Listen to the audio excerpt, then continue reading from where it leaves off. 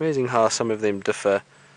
It's much like our little hyena cubs that we have in the den at the moment. The one's far less spotty than the other one.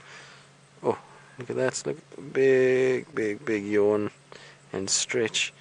And you see the size of those paws, as well as there was just a little hint of those claws coming out, and you can see how big and curved they are and damage that would be able to do. Now the size of that paw is probably easily the size of my hand or the circumference of my face, so it would be quite something to be hit by that. I would never want to be hit by a lion. Imagine the power that is involved in that with those big strong forearms. It would really be not a pleasant experience, I don't think. Be a threat. So you see when a vehicle approaches, often the females don't move, but the cubs pop their head up and they're curious to see what's going on, and they watch what's going on, and they know that they have to almost be that way if they're going to survive. So that's their survival instinct kicking in, that as soon as something approaches, they can then quickly get up and move and get out of that area and try and avoid being killed. So probably not. The cubs probably don't sleep as much, although when they are very small, you find that they kind of drink and then they just pass out completely and they are almost very tired, and they tend to sleep a little bit longer than the adults do. But I don't think they sleep as deeply as what the adults do, especially big male lions. Big male lions can pass out and really very little wakes them up. Right, so our Nkuhumas are still sleeping, but Taylor has managed to find a beautiful herd of elephants, so let's go across to her and see what the elephants are doing. We're still with our friends from earlier, but something seems to have upset them, because the rest of the herd ran, or raced across the road is probably a better way to describe it, and are now all pushing and shoving deep into the thick vegetation. We're probably going to lose sight. Let me move up a little bit further. It's just these two are the last ones behind the herd, and you know, the smallest thing can honestly upset an elephant. I'm not sure what's done that, but look at this cute little calf. It's missing its tail. Hopefully we'll get another view of it if Mom pushes out of the way. And I really think that that's the most unfortunate thing to lose when you're out in the bush, is your tail. Now that's a very old injury. You can see that it has completely healed. There's not really even any scarring anymore. And that could be from a number of different things. Maybe it was born like that, who knows? It could have lost its tail. Maybe it got into an altercation with perhaps another elephant, or maybe there was a stampede and it fell over and it broke. You know, you never quite know. And I've actually seen a lot of footage in Botswana and in in Zimbabwe, of elephants missing tails, and it's often from lions, big prides of lions, that will go after these smaller elephants. But I feel sorry for you, little stumpy elephant, that you don't have anything to swat the flies with anymore. That's very sad. But off they go. And I went to check the hyena den. David and I went to have a look. But sadly, there isn't anything over there. It's not active this evening. You can't win them all though. But we're going to continue. We'll see what else we can find as the night is starting to come upon us. Let's go across to Steph, who's got the tallest creature in Africa.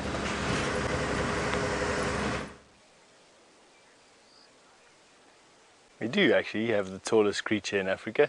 This is the African giraffe. And this is a female giraffe. And what is weird is that at the same time yesterday we also had a giraffe. Yesterday's one was a bull giraffe. Today's one is a cow giraffe. And just look how beautiful she is. And just like yesterday's one that was in tip-top condition, she's also in tip-top condition. Just look at that. Healthy, skin healthy, body healthy, nice and round tummy, fat muscles. Hello there, girl. Looking very awesome. Wow. Hello, Melinda. You're a new viewer, so welcome to the Safari Live family. And you were wondering if we have giraffe here, and of course that just hopefully answered your question. We have giraffe here. They've been missing for a few months. Well, it seems like we go through patches where you don't see a giraffe for ages, and then all of a sudden you have a herd that moves onto the property, and you get to see them until they move off and go somewhere else. Let's go around the corner over here. I can spy another one through the bush. It's not just that female who's very relaxed, but we've also got another one here that's in the bushes. Let's see if we can get you a view of her as well. Wow, You know, I take back what I said about the flies being a bit of a plague, not being a bit of a plague this afternoon. They've managed to come out in force here this afternoon, late now, as the sun goes down. Where are you going? Here we go. Just see the head through the bushes over there. That's a youngster, looking at us with a lot of interest. I love giraffe faces. They've got no nose, of course, because they would hook on the branches that they stick their face into to eat. They're very fond of acacias, which have hooked thorns, and having a nose would, of course, make it quite difficult to stick your face into a bush. So they've got a very sleek and slender nose, but their lips, if you felt a bicycle tire, so a giraffe's lips feel like a bicycle tire, one that's not inflated. They're hard, they're just as hard as that. Got a very velvety tongue, a very soft tongue, except the tongue also feels like a piece of rubber, also hard. So soft coating, velvety coating, but quite hard. And they use their tongues almost prehensile to grab and lick leaves into their mouth. They grab it into their mouth and then they strip the leaves off the branches. See if we can get into the open and see a little bit better. Giraffe like it when they can see you. That's a youngster, definitely. Probably about a year and a half. Now, Cheetah, you want to know how I can tell a male giraffe from a female, and it's easy. I can even teach you how to do it. You look at the top of the horns, and you'll notice on this particular giraffe, the top of the horn is tufted black. Now, if the tuft extends all the way to the top, as that one does, it's a female. If it's bald on top like I am, then it's a male. So male pattern baldness is how you tell male from female. If it's bald like me, on top of the head, but has a fringe of hair around the side, it's a male. If it's got hair all the way to the top and looks like a paintbrush, then it's a female. Quite nice, hey? It just got a little bit uncomfortable with us over there. We're in that giraffe's alert zone, which means it stopped doing what it was normally doing, and it's now alert of our presence. And you'll find that it'll move a step or two, as long as we don't go any closer. If we even took so much as another step forward, I think that giraffe might even be spooked enough to run away. Oh, these flies that I've got buzzing around me at the moment. Maddening. All right. Whew. Now, Peggy, you've asked me if giraffes make any kind of noise. They absolutely can make a noise. If they're highly stressed, they do make a rumbling, roaring noise. They've got apparently a range of noises they can make. And then recently I just found out from some of our viewers that giraffes make a low humming noise at nighttime in particular. Not quite an infrasound, but definitely a low frequency humming noise that they make. Possibly to keep in contact with one another. Possibly as a, I don't know, a comforting mechanism, just to let the rest of the herd know that I'm okay and everything's okay in the dark. But they make a low humming noise at night time.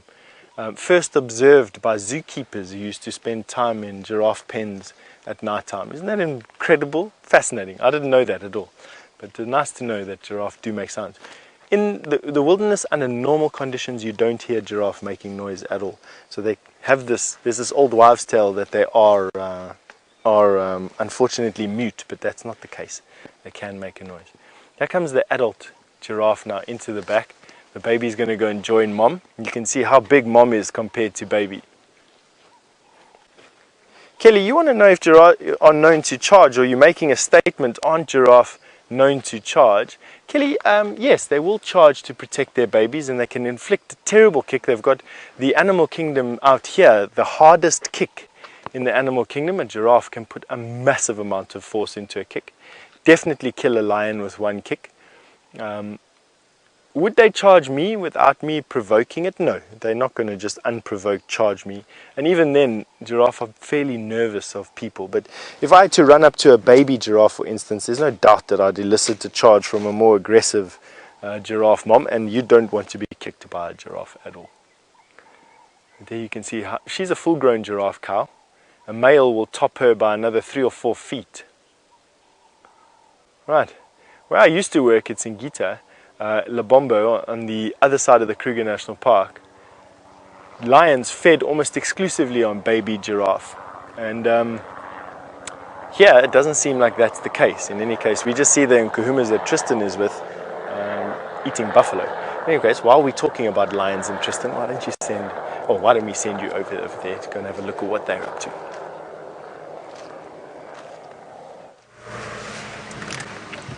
Well, we're just repositioning quickly because a anti-poaching helicopter came over, and that caused some of the lions to get up and move into a different spot. So I'm just going to try and get us into a good place where we can see them. But indeed, those lions that Steph is talking about at Singita Lubombo were quite something. They used to hunt all kinds of large game. They were such a big pride. I remember when I first saw the Mountain Pride, which has gotten a bit smaller now, but the Mountain Pride at that stage, there was, I think, 38 of them in the pride. Now imagine a pride of 38. We get excited when we see the Nkuhumas with the 5 lionesses and the 6 cubs, which is only 11. And that's, a third of what that pride at Lubombo was. So it's pretty incredible. Now I believe that that pride has diminished somewhat and is not as big, but there's another pride called the Shishangani Pride, who's also gone up to close to 40. Now, just getting to see, the grass is so long that actually when they lie down, it's quite difficult to see them. But there's 2 of the adults there. They've come out into the open, and maybe that helicopter coming over was actually a good thing. Maybe it's going to wake them up, and we're going to see some of the little cubs and lionesses starting to get up and groom, and hopefully then get onto the move. Like I say, I'm pretty sure that they are going to head for water. It's that time of the day where they often will, especially after a very warm start that we've had today.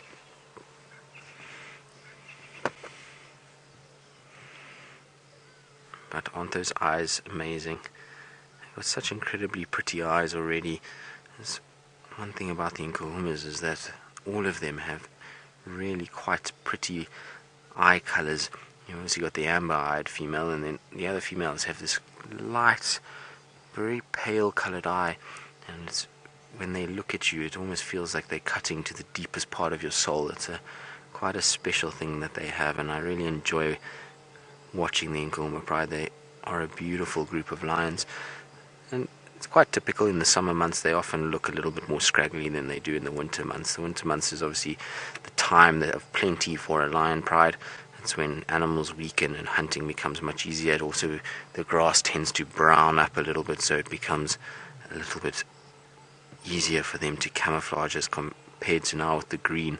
Their coat color contrasts against the green a little bit now, so they do much better in the winter months. And so you find generally in winter also there's a lot less ticks, that their coats look in better condition, and they tend to have a lot more weight in the winter months. So they will be fine. They look good otherwise. Like I say, they really are quite a pretty group of lionesses, and quite large as well. They're big girls. I see them having a little play session now. The 2 little cubs are starting to have a little play. And this is what happens. What happened that we had them earlier this week was exactly the same thing. Is the little cubs were the ones to wake up first, and they started to be a bit boisterous and play with one another, and eventually they come over to the females and they irritate them enough that they drive them to stand up, and then the process goes until the females start to move, and then all the cubs then file in behind and follow as they move along. But look at that, it's just a mass of legs and tummies and tails and heads. It's quite difficult to make out one from another, but in there is 5 different little cubs all packed against one another.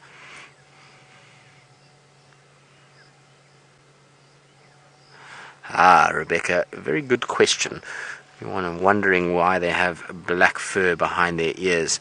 You would think that it would be a bit ridiculous given that they're trying to conceal themselves, and that really stands out and it helps us to see them, no doubt.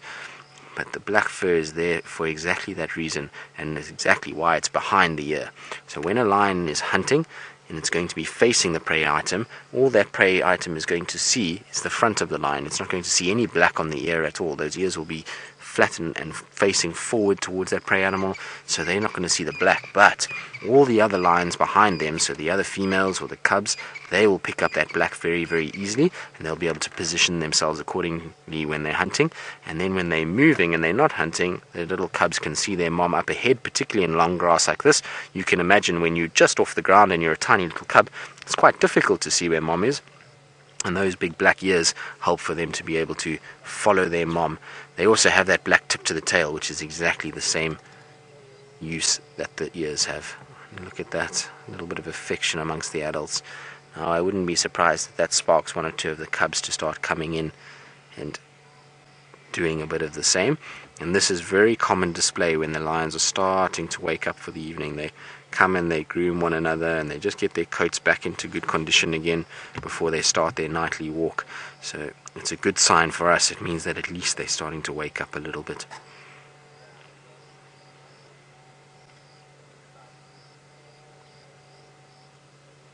And it must feel quite nice with those rough tongues. It's almost like being brushed, and they get to all those hard to reach places that you can't get to. It's like when you have an itch in the middle of your back and you go scurrying off to somebody and you ask them to try and get it for you. It must be much the same when they groom each other like this. Also, you'll find that the ticks around the ears, they help get rid of those and keep the ears in good condition. You can actually see the female closest to us. Her edges of her ears are quite tatty, and that's because of ticks. Mostly they go onto the edges of the ears and they feed off. Oh, sorry, she just shook her head. They feed off those edges and suck the blood, and as they get bitten off, so little bits get pulled off, and the ears over time get tatty and very, very worn.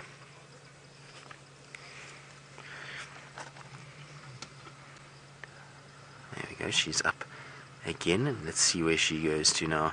There's also some yawning from one of the other lionesses, so I'm hoping that they are going to get up and move. Now, when they do move, I'm hoping that they're not going to move back in an easterly direction, because if they go towards Arathusa, we unfortunately can't follow them, because there are some guests that are having an afternoon in that are quite close by to where we are, and so we can't follow the lions any further than where we are now. So hopefully they go in a northwesterly direction, and it will be much easier. Then we'll be able to follow them for sure.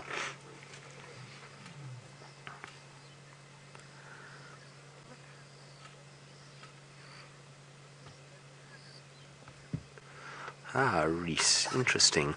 Well, I'm not 100% sure that color has anything to do with it, because generally the color of their ears, well, the black on the backside maybe, but the color on the ears on the inside, which is where the flies tend to go, has got anything to do with it.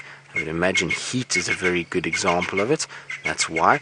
There will also be a moisture that is secreted through the wax and things like that, and that is why they go inside there. They after all of that. Also, there's very little fur in places there, so they can actually get to where the skin cells are, and they can mess around very, very close to the surface of the skin.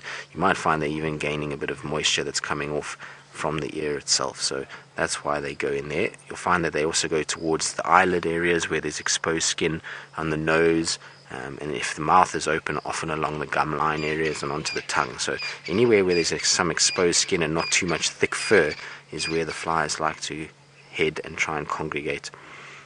Although I say that, and you look on the rump of that one lioness, there's just flies all over it, so they do land in everywhere on these lines. Now, you can see what I was saying just now about the cubs coming across and starting to groom as well. So one by one we'll find that the little cubs will probably end up here, and soon all of them should be with the adult females. There comes another one. Oh, look at that, isn't that sweet? Always the best time to be with the lion pride, which is when they're waking up and they're grooming, and there's so much affection amongst them. It's such a nice time of the day to be with lions. And always see the best parts of them and the bonding that goes on. Now, Stephen, you saying as the cubs are coming here and the lionesses are standing up that they look quite hungry, and you expect that they're going to be hunting tonight. Well, Stephen, I'm in the same camp as you. I agree. I think they're going to definitely be on the lookout for food. I know for sure that they killed an impala last night at about 2 o'clock in the morning. It was seen on one of our dam cams, and unfortunately that impala got distributed between the masses. But when you've got 6 cubs that are growing like this, I think the lioness has probably got very little of that, and even the cubs themselves, it would have been not very much food for so many lions. So they're definitely on the lookout for a meal. They're going to be looking for anything like zebras or wildebeest, and if they're really lucky, something like a buffalo that they can get hold of. That's what they really want to be after, and hopefully they will find what they're looking for tonight. But in summer, you'll find that a lot of the time the lions do look like this. Hunting becomes much harder. We also have just gone through a full moon phase now, and when it's full moon, the lion's success rate dips completely because of the brightness of the night. The full moon comes up and everything is much easier to see, and so the prey animals see the lions a lot better. So you always find during the full moon period that lions are really not nearly as successful as they would be in a new moon phase. So now we're dipping out of that full moon into new moon. Hunting will become a lot easier, but they will hunt smaller animals like impalas to try and tide them over until they can get access to things like buffalo. And at the moment, as you've seen, if you're a regular viewer, that we're not seeing very many buffalo recently, and that's because it's summer now, so there's a lot of food and water everywhere, and most of the buffalo have moved into different areas. They've gone up into the Manyeleti and central parts of Kruger, where you get really great species of grass that grow there, and that is very, very palatable, and so the buffalo spend a large majority of their time up in that area. And then as we start to come into winter, so that grass resource gets exhausted, and then they start shifting down into the Sabi Sands area, and we start to get the herds coming through, and that's when the lions will take advantage of that.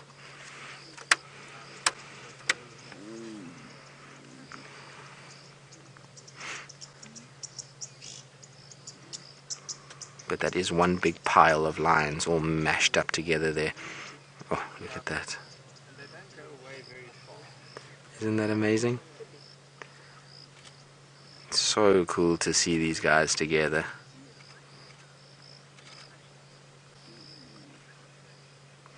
Kagi, you're wondering why the Nkuhumas have been so much in the west lately. Well, it's because they are getting pressured by the Torchwood Pride. Now, the Torchwood Pride is a pride that comes in from the Kruger Manyeleti area and the Torchwood property, which lies to our east, and they're a big pride. There are 9 females and 10 cubs, so there's 19 in that pride. So it's a very, very large unit.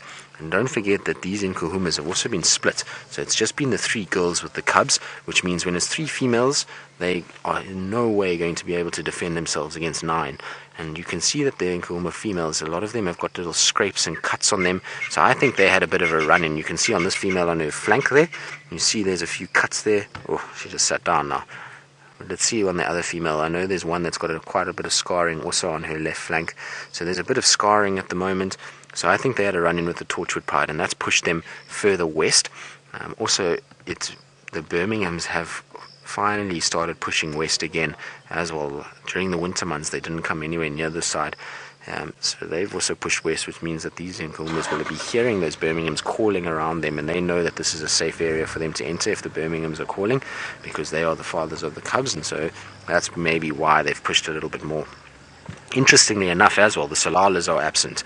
The Salalas were around this area, and they seem to have gone further south and ended up more into Londolozi side, which has created this gap for these Nkuhumas to spend quite a bit of time, which is not ideal for us. It would be nice if they started coming back towards Djuma, but at least we do have Arathusa and we do get to see them fairly regularly.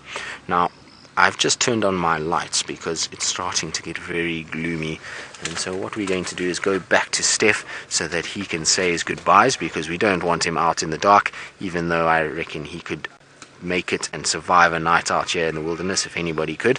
But let's not test the theory, and let's go across to Steph so he can say goodnight.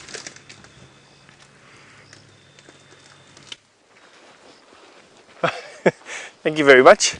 I don't know, I think by now I'd like to be tucked up in some shelter somewhere along the line with a fire roaring next to me. We've had a pretty epic afternoon over here, I must be honest. We've been trying to find Karula, but in so doing we've managed to uncover a few secret places in the bush that I didn't even know was here. And that's nice to know. It's nice to know there's still places that you've never explored in the bush. But it did require us to do a proper march from here back to the relative safety of quarantine open area, which we should get to in the next sort of 2 or 3 minutes or so. And from there we should be okay. Right now, every shadow is a bit jumpy. It's a bit irresponsible to be out at this time of the night, but we were quite close to camp and we decided that we'd walk it. I don't recommend that you walk around in the Kruger at all. And yeah, that's it.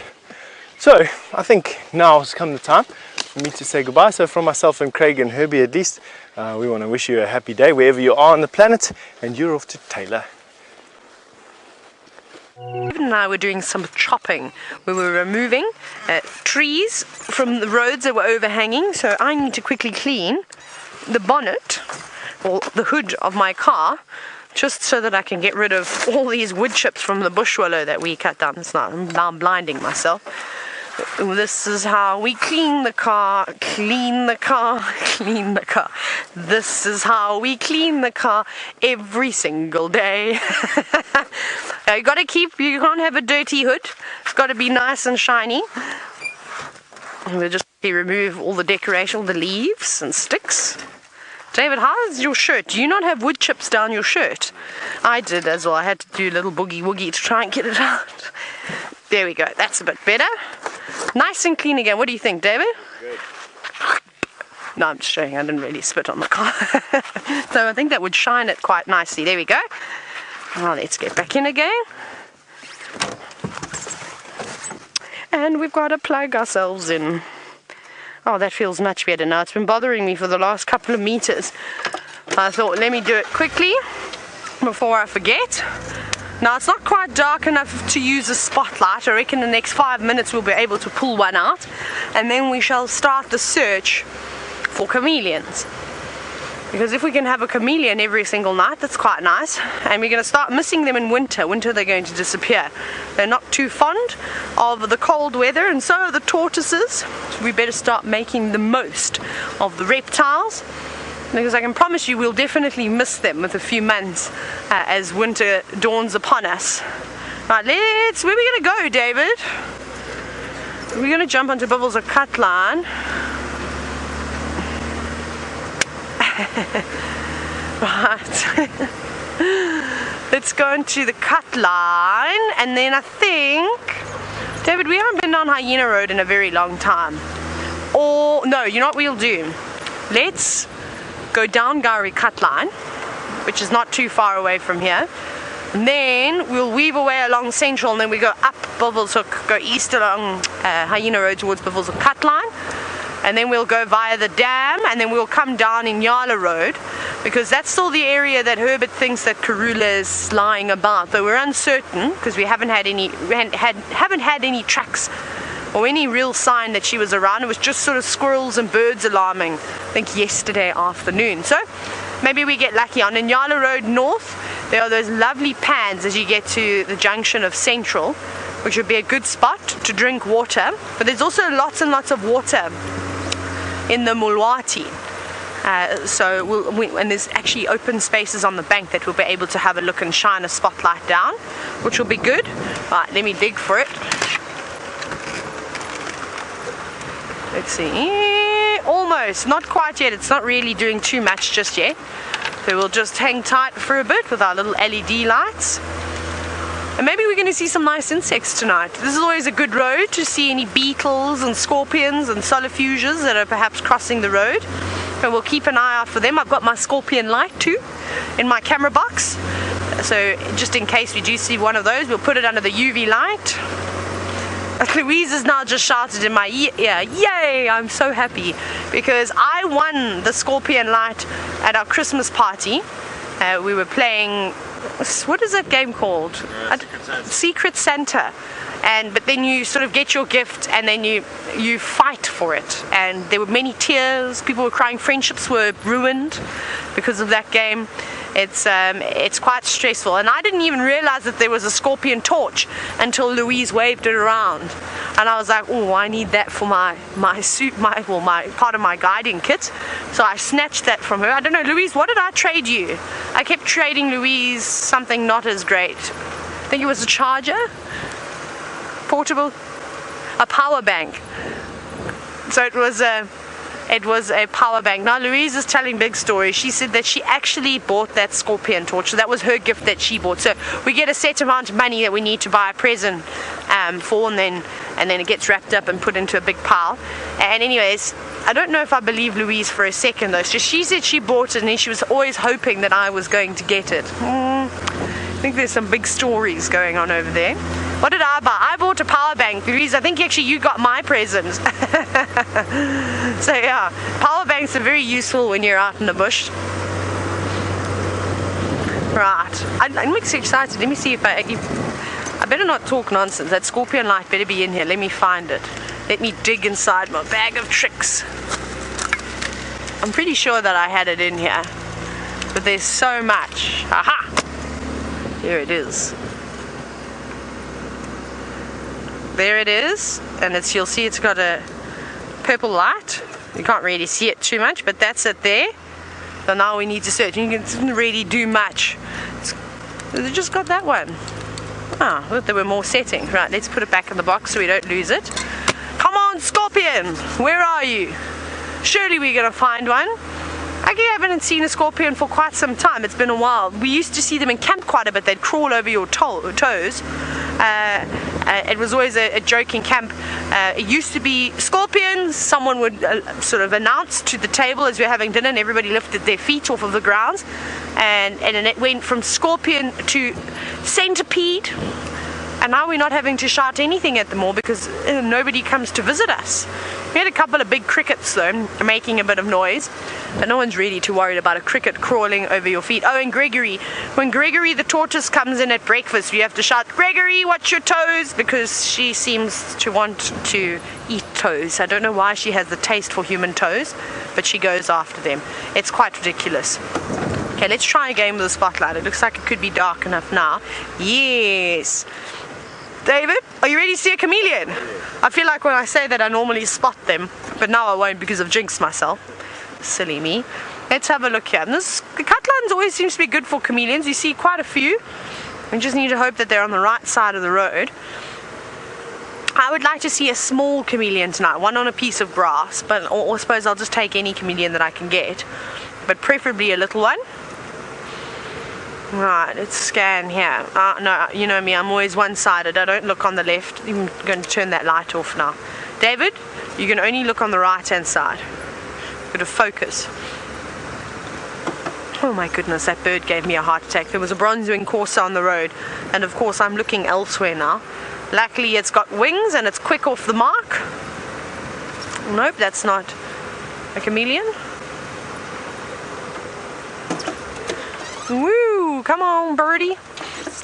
Tyron, you're wondering if my scorpion torch makes scorpions glow. It does. It's a UV light. So you get that nice purpley greenish color, which we will go into. Hopefully we can find a scorpion so I can show you and then explain it to you, which will be much better doing it that way. So we shall wait, and I'll keep checking the grounds. Normally we see a lot of scorpions just after the rain as well. Wait, let me fix that. Okay, right, we had our first turn off. Here we are. Down Gari cut line we go. Let's see, I haven't been down here in ages. At one point, this was the road that we used to drive all the time. But last year when the Nkuhumas used to live between Gari cut line and Hyena Road, it was unbelievable. We were almost guaranteed every time we came to see the lions. And well, speaking of the Nkuhumas, you've been watching them with Tristan. They're awake now. They're on the move.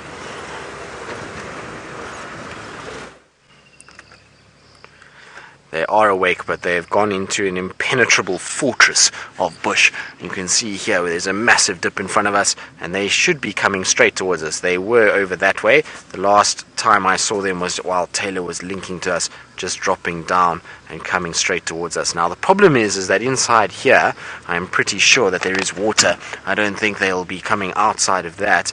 But let's see, I'm hoping that we're going to start seeing heads popping up, coming towards us, because straight behind us is a really big pan that they can potentially drink at. So unfortunately for now, there's going to be one of those games of hurry up and wait and just see if we can actually see them. It's no ways that I can negotiate getting down here. It's just far too steep, so we're going to have to just be patient and wait it out, which is just fine. It's not the worst thing in the world. Now I believe Taylor was singing a song about cleaning. She actually is very good at cleaning. You see how clean my lovely dashboard was this afternoon? That was all thanks to Taylor. While I was sitting doing my checks before our drive this afternoon, she came along with her cloth and her spray, and she was cleaning in a frenzied hive of activity, and it was very fun to watch. So it's the first for me. definitely not required either, because I'm quite capable of doing it myself, but Taylor wanted to get it done and to see what was going on, so she managed to clean everything up, which was good for us. Now, there is another vehicle that is trying to help us, because we're all trying to see where these lions go, but like I say, there's no way to actually get down here. Now I'm going to stop blinding them, so I'm going to turn off our lights quickly on that side, because there they come. See them there, Via? I don't know if you can see them, but they're just coming through there. There we go. Now they're slowly coming our way. Hopefully they're going to go drink at a pan, because if they drink at this pan, it is going to be spectacular. We should get a beautiful reflection of all of them together, which would be quite something. And that picture of them all lined up along the bank would be very nice, although it looks like one is starting to drink down below here, which means that there is water down here. So I wonder if they're all going to go line up there. It looks very much like it. But there we go. Come on, come through. No. Right, I'm going to just try reposition us quickly, see if I can get a better view on them. Because it looks like they have decided to drink below us here, which is not exactly what I envisioned in my drinking thoughts. I've got to be a little bit careful here because of the amount of logs that we have.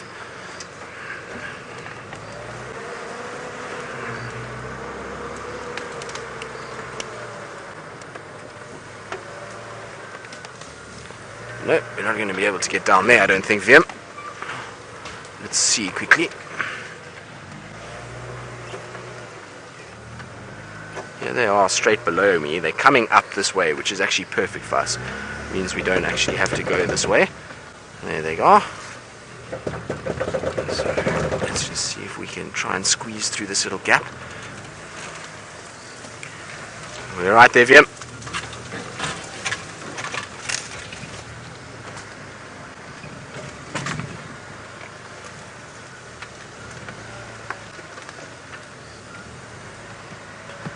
Go straight out in front of us, and it looks like they're going to come out onto the road, so I'm going to go towards the road where we're going to get a much better, clearer view of these lions and stop messing around in the thickets.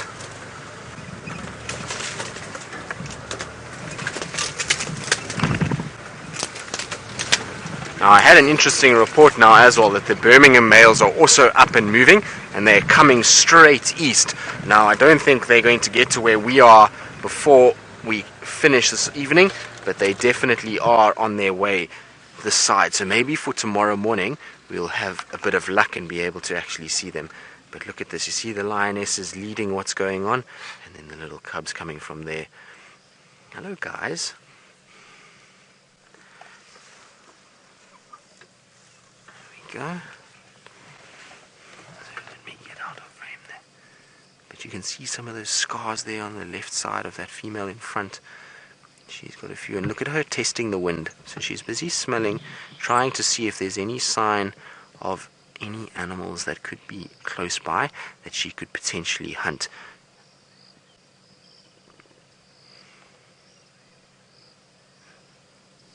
And then you see they stop and listen, so they scent the air, come out into a little open clearing, listen a little bit, try and pick up any sounds that could be around them. So this is them in full-on hunting mode. They're looking around for food items at this stage. There's a female that's coming past us here. So a little cub that should come past shortly. Now you can see that they are quite close, but it's perfectly okay. They're not paying any attention to us at this stage. Hello, little one. Are you coming to see us? You can see there's one there, just walking past as well. Oh, are you going to lie down right here?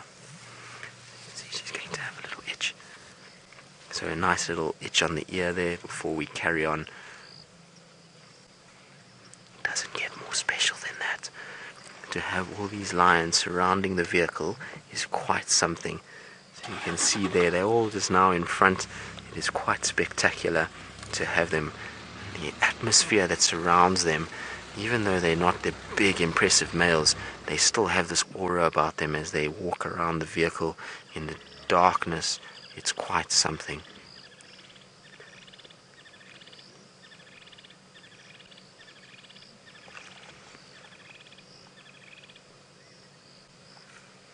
Now the cubs have all laid down. They're waiting for mom. So they take the cue from the females. As soon as the females start to move, you'll find that the cubs will then start to move.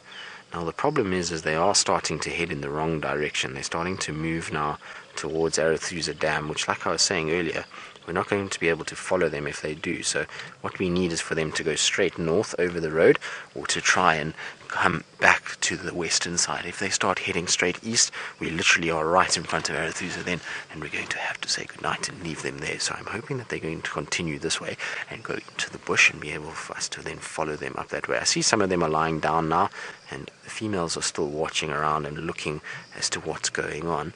But I don't know if maybe they've heard something, because they are really focusing very intently to the north here.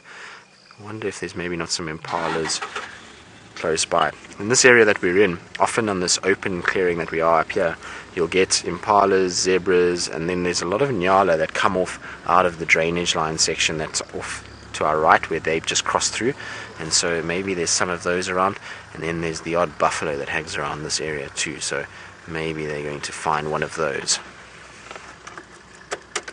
Right, I'm going to just reposition ourselves again so we can just get ahead of the females as they walk here. So they seem to be moving up and out of the road, which is great news for us. It means we can continue with them as they go about this evening movement and see if there is any signs of anything in front here that they could potentially be hunting. I'm just trying to find a gap here that I can get in. It's amazing to me. The last time I was on this road was in November. And this area here, I remember tracking Shadow here. It was so open, there was not one blade of grass. You could see every single little footprint that she had moved and walked. And now, it's completely different. Now it's long grass, can't see anything. It really is quite amazing. And isn't that spectacular with that beautiful evening light over the tops of the trees there? It really is a beautiful evening, and the perfect conditions for lions to be hunting. When that sun goes down a little bit further, and I see there's a big bank of cloud coming over the Drakensbergs, when that goes down even further, it's going to be a dark evening. The moon will only rise in the early hours of the morning, so they're going to try and make hay, as so to speak, as the sun shines, even though there will be no sun, but they're going to try and hunt now while the moon is before the moon comes up, when it's at its darkest. And if that cloud rolls in, even better, because it's going to become very gloomy out here, and perfect hunting conditions for a pride of lions. The other nice thing is there's not too much wind, so it's very, very still, which means if there's no gusting wind, then generally their scent doesn't carry too much, and they're able to then hide away effectively and not being given up by gusting blows of wind. And look at the rest in the background there. You can't even see them. The rest of the pride is just on the right side of this bush here, and in this long grass there is absolutely no sign of them. So if I shine my light, you'll see the tops of their heads there, but if I take the light away, you can see very, very difficult to actually see them. So that's why walking around at night, and why I was saying why Steph should be back in the lodge, is because of this. Barbara, you're wondering whether the cubs are too young to observe a hunt? Well, no, Barbara. Last night, I believe some of the viewers were able to catch the action of them hunting an impala, and all 6 cubs were there. So they are starting to observe hunts and starting to see what's going on, which is great news. They're getting to that age where they need to start watching and learning. So you'll probably find what happens is the females walk with them towards where they're going. They spot a prey item, the cubs will then lie down, and the females then proceed, and they watch what's going on from afar. So they see how the females are moving, and they'll be learning from that. They'll be seeing how they position themselves and how they create the opportunity to hunt. So they are at that phase now. They are starting to learn how to do this, which is great news, because it means in about 3-4 months time we should see them starting to try and actively hunt with the pride. Now they're probably a bit small to actually bring down anything of serious size, but you'll find things like impalas will be of fair game to these lions when they reach about a year and 2 months old, and they will start participating in those hunts. In terms of buffalo, that'll be a while still. These guys won't really get involved too much until probably they are around 2.5 years, where they will have a significant amount of weight, particularly if there's any males. Well, we know that there's one male in here.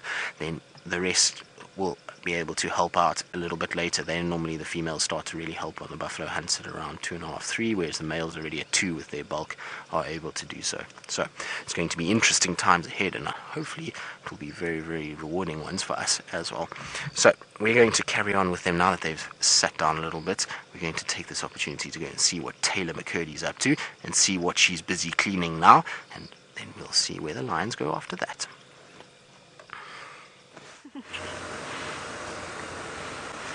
Don't worry, Tristan, my OCD hasn't got me that bad this evening. I've done cleaning, just the hood of the car. Now we've just arrived at the pans here at Inyala Road South, and as you can see, there's nothing here, not even a frog for us to have a look at this evening. It's very, very quiet.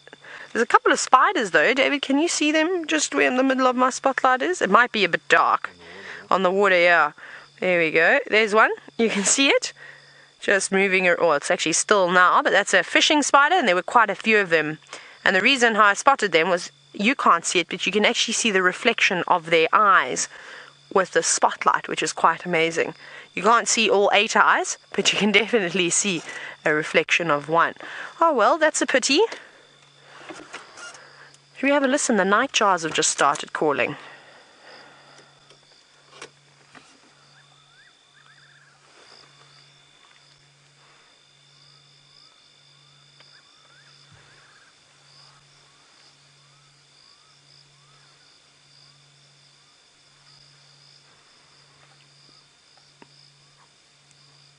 It's very, very eerie out tonight. Very, very quiet out here. There's very few things that are calling.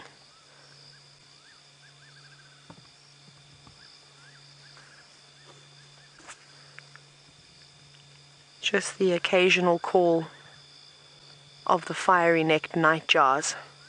So we saw a square-tailed nightjar the other night. Perhaps we'll try and find a fiery-necked. How does that sound, David? Yeah, we're still on our search for the chameleons and the scorpions and the karula and her cubs. We're still looking for all of them. And luckily, I think if you have more things that you're looking for, hopefully you'll have a better chance of finding one of them. Let's hope that rings true this evening. David and I actually did see a chameleon already, but unfortunately it was so far off of the road we couldn't get there. Hare, you're wondering where the frogs went. Now, they should start chirping again, maybe a little bit later. It just depends. With all the water drying up now, a lot of the frogs have moved on, and some of them will even burrow through these winter months. So they sort of estivate. So for instance, the bushveld rain frogs are known to dig and will sort of go into a temporary stage of hibernation, I suppose, during the winter months. But these pans don't seem to be too active. But I'm telling you, if we had to go to Shibamo, it's quite far from here though, we would be lucky and we definitely hear some frogs chirping. Maybe we'll go past from here. We'll try and go and sit on the dam wall and see if we can hear the frogs chirping at WildEarthTV Dam.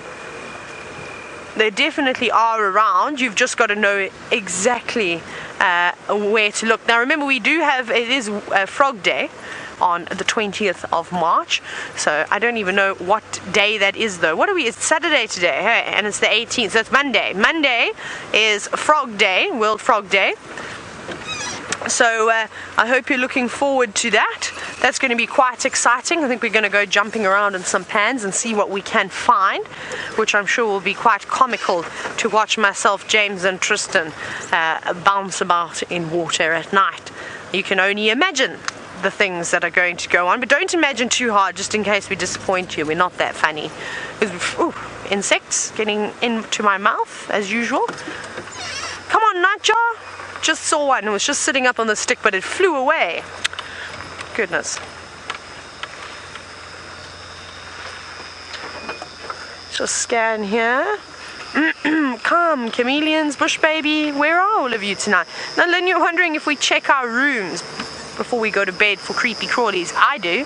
I'm not sure about everybody else, but I most certainly, before getting into bed, if it is cold enough to put a duvet on, I shake it because you'll be surprised as to what you can find in your bed. I check my pillows. I always check around the window to make sure that there's nothing on my blind, a scorpion or anything like that crawling about. And I always check my shoes before I put them on too, but that's just me. That's just how I've grown up. I've grown up on a farm for most of my life, so even though we didn't have big wild animals like this, we used to see snakes all the time, snakes in the house, scorpions, spiders, and you don't want to be bitten by one. I'll tell you a very funny story. It's funny now. My whole family and I, we've been going to Kruger for many, many years since my younger brother and I were really tiny. He was still in nappies or diapers. And I'll never forget the one night my mom came into the room quite late. We'd gone to bed quite early and my folks had obviously stayed up chatting. And my mom came into the room to say good night and to just double check on us. And I was awake because I just never sleep. From a very young age, so I was sitting up and I think I was maybe reading a book or playing with a toy, and my mom went to check my little brother who was sleeping in the bed next to me, and he had a massive baboon spider on his face. Can you believe that? It crawled in from somewhere and ended up on his face, and I didn't even know that it was there, so she started screaming, and then she caught it in a wine glass, which I thought was quite funny. So she managed to scoop it off him, and I mean, the spider is just very placid. It was just crawling around, not doing anything, and so she caught it and she put it upside down underneath the wine glass, and the next morning my brother was so chuffed that he'd had this big spider crawling on his face. I don't know how I would have felt about that, and that's actually something that I'll never ever forget. I think that was the first time I ever saw a baboon spider, and where I'm from we don't really see baboon spiders. We see rain spiders, which sort of look a little bit similar, not quite as hairy and a little bit longer legs, and not quite as robust body that a baboon spider has. So that was quite interesting. So yeah, so that was my brother's experience with a baboon spider. I don't even think he really remembers that. I'll just never forget his face when he came running around first thing in the morning with his wine glass with the spider inside. He was very happy about that. Boys are strange things, aren't they? David, your type is strange when you're little. Well aware of that.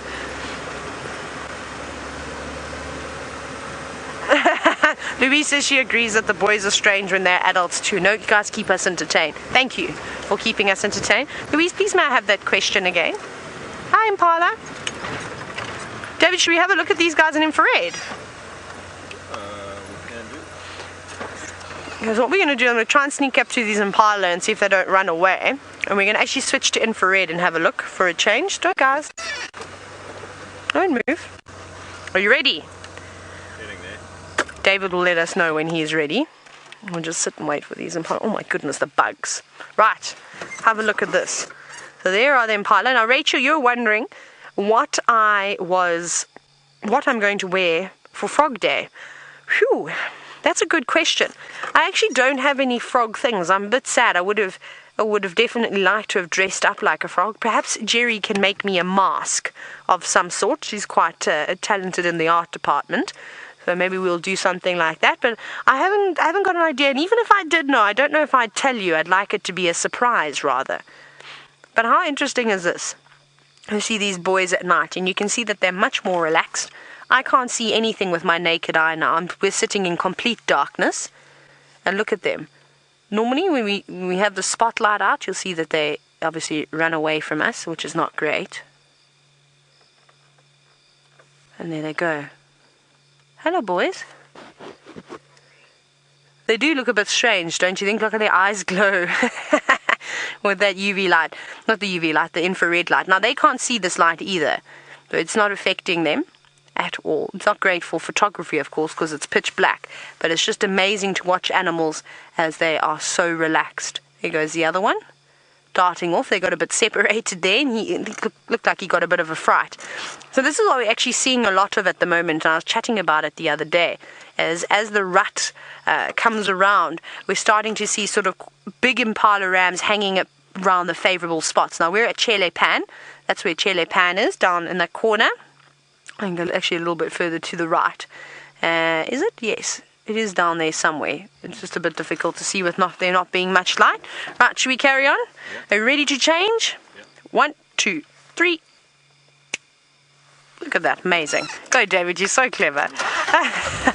So yeah, we're going to start to see the battles between the Impala now, which will be quite exciting. Remember, we had that amazing sighting of two very briefly fighting. I think it was at Shibamu Pans, which was quite nice. It was one morning, which was really quite nice. So I'm very much looking forward to getting some action, some boxing matches between the various animals. Hopefully, between some elephants, between wildebeest, and between Impala, of course, will be quite exciting. It's just another thing that we have to look forward to. And I wonder who's going to be the first one to see a proper boxing match. I hope I am. I quite enjoy watching them have a go at each other, and also just to really realize how strong the animals are when they push and shove each other around. Come on, this is a good chameleon area. This has got lots of overhanging branches for them to sit on. And I believe that you all love that sighting with the infrared. So what we'll do is we'll go to the dam now, as we'll park on the dam wall, and we'll have a look if we have enough time. I don't even know how much time we've got left, but I don't think it's very much, which is quite sad. So I suppose these things, all good things come to an end. Oh, we've only got 6 minutes, okay, David, we're upping the pace here. You ready? We can do it. Let's go. We're not too far, but we do need to just put foot slightly. And then hopefully we'll hear some frogs. I can't hear anything just yet. Oh wow, okay, we're gonna go across to Tristan. He's got a bird of night. Indeed, so it's not a nightjar, but it is a beautiful spotted eagle owl that is perfectly perched for us, just watching what's going on. Now there's actually two of them. There's this one that is on the tree next to the road, and then there is another one here in front that is making friends with the scrub hare, although I'm sure the scrub hare... Oh, hello, scrub hare. This should be quite interesting. Now, I know that Faroese eagle owls will often catch scrub hares, but I've never seen a spotted eagle owl go after them. So let's see what happens. Oh! I think the owl got just as much of a fright that the rabbit actually got that close. Well, not rabbit, should I say? Scrub hare. Naughty Tristan. But look at that. Now, I wonder... It looks like it could be a youngish one. I wonder what it's seen flying there. There are lots and lots of insects about. You can see around the owl itself every now and then an insect flies past it. So there's a few owlets, a few moths, and I'm sure that's what it's making its meal out of. That's why they're on the road. It's easy to catch these things around here, and that's why they're here. So very, very cool. It doesn't look like any young ones. It looks like both adults, so this would be a pair together, which is great to see. It'll be worth following them around for the next few months and seeing how they go. I know that these guys normally nest at the beginning of summer, so around October, November is when they normally start to nest, and their chicks are normally born around that time. Let's see if it's going to go up and grab something. See, it's following the antlion. I don't know if you saw the antlion just buzzing through the light. Here it is. There, it's just landed. So it's landed on the road in front of us here. Somewhere there, VM. There it is. So that's what it was watching. Actually, it's a click beetle that's landed there. So it was following a click beetle flying past. And so I think there's a lot of different insects that are busy entertaining this owl. Careful, little moth. You're going to be next if you get too close. I think the other one on the tree is also very spectacular. There's a beautiful sighting of this one here. Much closer to us, and you can see a couple stars in the background there as well, which is quite nice.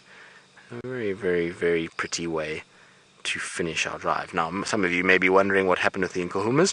Well, they were lying down where we left them, so they were busy going for their second round of sleep, although they were watching towards Arathusa Dam. So if anybody is watching the dam cams, I would suggest watching Arathusa Dam Cam tonight. I'm pretty sure the lions are going to make an appearance there.